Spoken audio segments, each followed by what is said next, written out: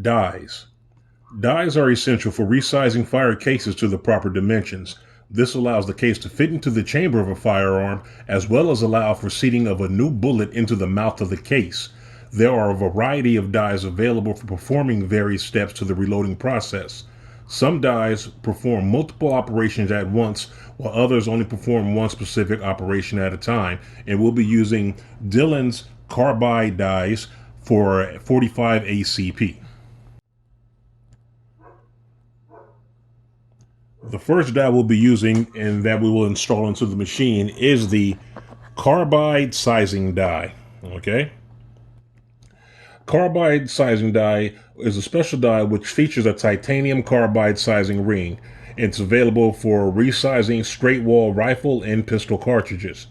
In these dies, the resizing of the case is performed by the small carbide ring held within the body of the die. Carbide is much harder, smoother, and generates less friction than steel, so carbide sizing dies can be used without first lubricating the cases, which primarily for handgun reloading.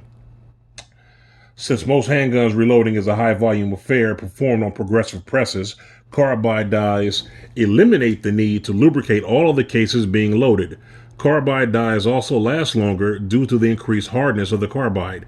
Because of the higher material cost for carbide and the additional machining required, carbide dies can typically cost twice the price of a traditional steel die.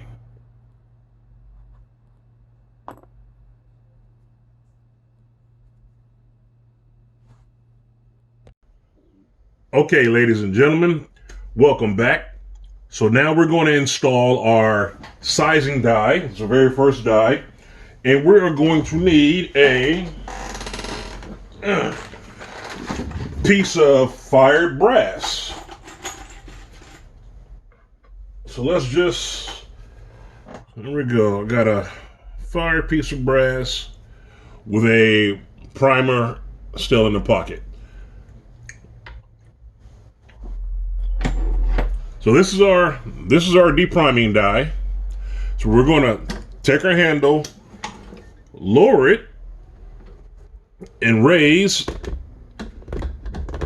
the shell plate. So I'm going to screw this into the tool head until it won't go down any further, or until it stops, however you wanted to say it.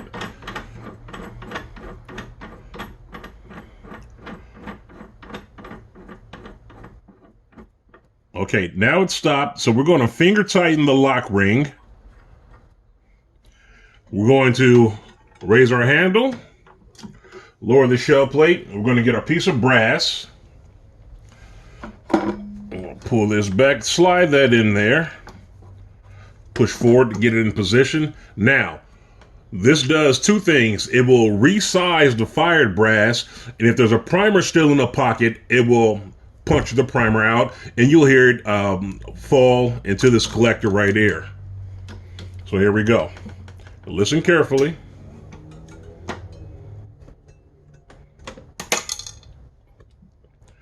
So now that it's fully extended, the handle's fully extended down, shell plate is up, we want to take our wrench and tighten down this lock ring with the brass piece still inside, so each one you do afterwards will be centrified and will not wobble.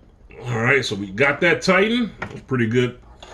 And we're going to raise our handle, lower the shell plate. We're going to move on to station 2, which is our powder dispenser and our priming station.